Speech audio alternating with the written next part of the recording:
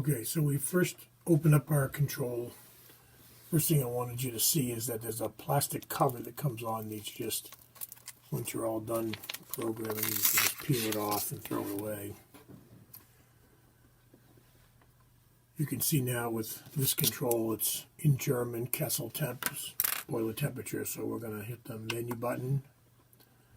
We're going to arrow all the way down till we see the gears on the right-hand side here. Push OK. Arrow down one button to where it says Sprechen Sie Deutsch. Hit OK.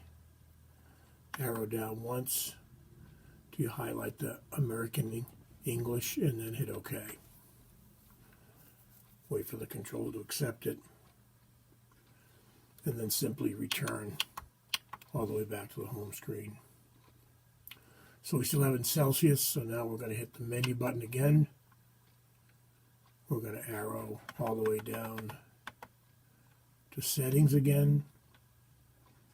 We're going to now go into temperature unit, hit OK, arrow down to degrees in Fahrenheit, again OK, wait for the control to accept it, and then just keep hitting the return button. And so now we're in English and we're in Fahrenheit.